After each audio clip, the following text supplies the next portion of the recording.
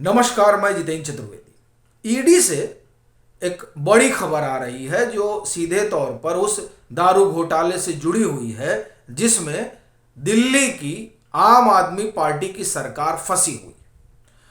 प्रत्यक्ष तौर पर तो 15 नाम है एफआईआर में, लेकिन अप्रत्यक्ष तौर पर कई लोग इस दारू घोटाले में जांच पड़ताल के घेरे में हैं। और जो कई लोग जो एफआईआर से बाहर हैं, दरअसल ये जिस खबर पर हम आगे बात करेंगे वो उनके लिहाज से तो बहुत ही, आप ये कहें कि संकट पैदा करने वाली है, क्योंकि जिनका नाम है वो तो एक अलग मसला है एफआईआर में, लेकिन जिनका नाम इस छानबीन के दौरान आ रहा है उनके लिए बहुत ये कहें कि बेहतर संकेत तो ईडी से नहीं निकल रहे हैं। जो जो खबर बता रही, वो खबर क्या है?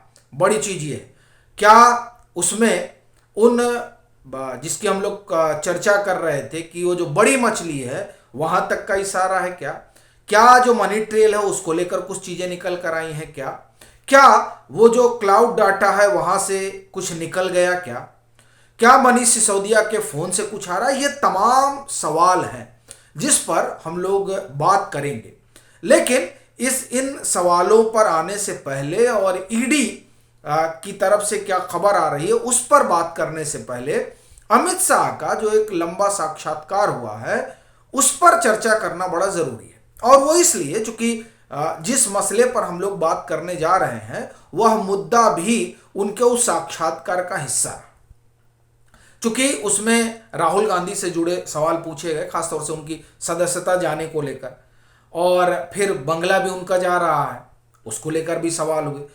ये तमाम सवाल हुए, लेकिन उन सवालों में जो इसके अलावा ईडी और सीबीआई से जुड़े थे, चूंकि ये तो विपक्ष आरोप लगा रहा है सत्ताधारी दल पर कि वो ईडी और सीबीआई के जरिए ही 2024 का चुनाव लड़ना चाहता है। इस तरह के जो जो आरोप लग रहे हैं उसे लेकर अमित शाह ने दो टूक बड़ी खरी खरी बात सुनाई। पहला तो उन्होंने ये कहा कि साहब, सबसे पहली चीज तो यह है कि ये जो विक्टिम कार्ड खेलने की कवायद चल रही है ये नहीं खेला जाना चाहिए। वो इसलिए चूंकि हमसे भी सीबीआई ने पूछताछ की थी, तो हम तो काले नीले कपड़े पहनकर नहीं निकले थे और ना ही हमने कोई हाय तौबा मचाई थी। हमने न्याय प्रक्रिया पर भरोसा किया था और उसी भरोसे के तहत उन्होंने अपनी आप बीती बताई कि हमारे ऊपर जबरदस्ती की जा रही थी। हम सही थे, हम कोर्ट में पहुंचे और कोर्ट ने ये पाया कि असल में जिन बातों के आधार पर मुझे हिरासत में लिया गया उसमें कोई दम नहीं है, वो कोई सब्सटेंशियल फैक्ट नहीं है जिसके बिना पर हमें ये रखा जाए। सो हम चले गए। इसके जरिए वो ये बता रहे थे कि देखिए, अगर एजेंसियां अपने आप ये कहें कि पावर का दुरुपयोग कर रही हैं या सरकार अपने पावर का दुरुपयोग कर रही है, तो अल्टीमेट कोर्ट जो है वो आप वहां न्याय होगा। और उन्होंने इस बात को अपने उदाहरण के जरिए बताया। चूंकि ये बात ठीक है, वो तकरीबन 3 महीने के आसपास तक बंद रहे और कोर्ट से उनको जमानत मिली और कोर्ट ने लताड़ लगाई तत्कालीन यूपीए सरकार को। अब इस बात के जरिए जब आप आगे बढ़े तो उन्होंने फिर अरविंद केजरीवाल जो हाय तौबा मचाए हुए हैं उसका भी उन्होंने जो वहां पर इसका जवाब दिया। उन्होंने कहा कि अगर सत्येंद्र जैन 1 साल से बंद है तो कोर्ट के पास जब ये लोग जा रहे हैं तो एजेंसियां भी कुछ रख रही हैं, तो जाहिर तौर पर कोर्ट को दिख रहा है कि एजेंसियां जो रख रही हैं वो बड़ा कॉन्क्रीट है। या मनीष सिसोदिया कोर्ट जा रहे हैं और वहां जो एजेंसियां केस डायरी रख रही हैं उस केस डायरी में इस तरह की चीजें हैं जहां कोर्ट को लगता है कि नहीं, ये जो हिरासत में लिया गया है ये दरअसल जरूरी है। अगर जरूरी नहीं होता तो जैसे एक समय में यूपीए चाहती थी कि अमित शाह अंदर रहे और नरेंद्र मोदी का नाम ले, लेकिन उन्होंने ऐसा नहीं किया और वो गड़बड़ था, सो कोर्ट ने उनको जमानत दे दी। तो अगर यहां भी ऐसा होता, जैसा कि आरोप लगाया जा रहा है कि एजेंसियों का दुरुपयोग हो रहा है, एजेंसियां नाहक परेशान कर रही हैं, सरकार एजेंसियों के जरिए अपना राजनीतिक हित साध रही है, तो कोर्ट को 2 मिनट नहीं लगता इन लोगों को बाहर करने में। मतलब जो लोग साल साल भर से बंद हैं। ये जो बात दरअसल उन्होंने कही, यही बात और यही सवाल सबके मन में कौंध भी रहा है कि जो लोग ईमानदारी का दावा कर रहे हैं, जो लोग कह रहे हैं कि साहब हमारी सदस्यता नाहक छीन ली गई, नाहक क्या इसलिए छीन ली गई क्योंकि हमने अडानी पर सवाल उठाया। भाई सरकार ने तो छीनी नहीं, छीना तो कोर्ट ने है। तो अब आप कोर्ट ही जो है उसका इलाज भी कर सकता है। तो आप वहां जाइए। अब काले कपड़े पहनकर सदन में टहलने से तो बात बनेगी नहीं। और यही हाल जो है अरविंद केजरीवाल, ये विधानसभा का सत्र बुलाते हैं, उस सत्र में अडानी की चर्चा करते हैं। उस सत्र में वो दारू घोटाले की चर्चा नहीं करते, जिस दारू घोटाले को लेकर ईडी से खबरें निकल रही हैं, और जो खबरें दरअसल अरविंद केजरीवाल की धड़कन बढ़ा रही हैं उस सरकार की। आप ये समझिए कि एक तरह से माथे पर बल आ गया है। मंगलवार और बुधवार, अभी हम जब बात कर रहे हैं तो 30 तारीख है, हो सकता है जब तक आप सुने तो 31 तारीख हो जाए, 1 तारीख हो जाए, लेकिन 28 और 29 2 तारीख लगातार के कविता के जो वकील हैं, जो आप कहें जो उनको रिप्रेजेंट कर रहे हैं, वो ईडी आते हैं। आपको मालूम है कि 2 दिन से वो आ रहे हैं और ईडी ने तलब किया है के कविता को कि आप अपना रिप्रेजेंटेटिव भेजिए। और वो जो फोन उन्होंने दिया है 9-10 फोन, उससे डाटा उनकी ईडी की साइबर टीम ने निकाला है।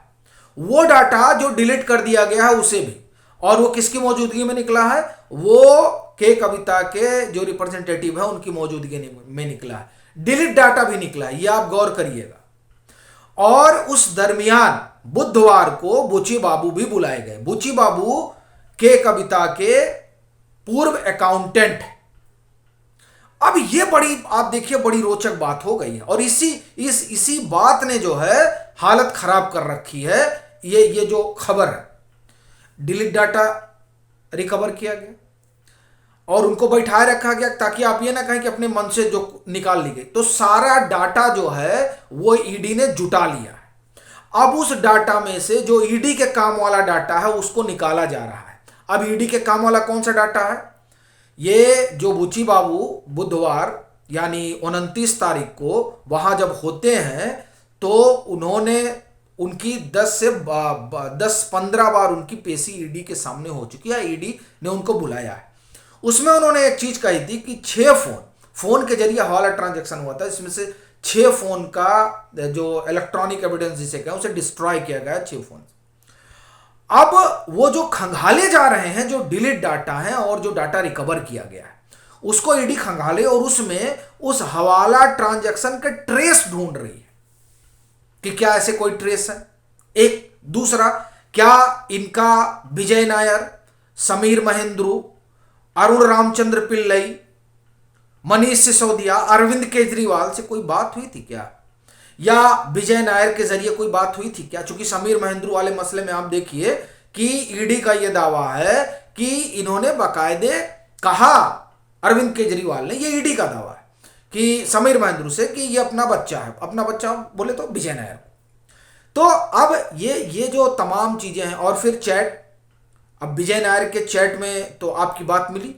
अब आप करें नहीं साहब हम तो कुछ जानते नहीं, तो कहीं आपके जो डाटा निकाले गए हैं उस चैट में क्या है? तो मोटे तौर पर अब उसमें से जो निकाला जा रहा है वो जो तमाम आरोपी हैं या जो आप ये कहें कि अप्रत्यक्ष तौर पर इससे जुड़े हुए हैं, उनसे क्या बातचीत हुई, क्या इस तरह का कोई उसमें डाटा है, क्या इस तरह की कोई उसमें एविडेंस है, ये ढूंढ रही है। और तमाम डाटा निकलना और उस समय बुची बाबू का रहना, ये अपने आप में बड़ी बात है। और बुची बाबू को डाटा वगैरह लेकर गए। अब आप देखिए कि के कविता ने बैंक डिटेल और तमाम दस्तावेज जो बीच में उन्होंने भेजा था, जब उनको संभवतः 16 मार्च को तलब किया गया था, तो उन्होंने कई डाटा वगैरह भेजा था अपने रिप्रेजेंटेटिव के जरिए। फिर 20-21 मार्च को उन्होंने कई चीजें बताई थी। 11 मार्च को उनका कन्फ्रंटेशन हुआ था। अब ये सारी चीजें जो हैं वो आ चुकी हैं ईडी के पास।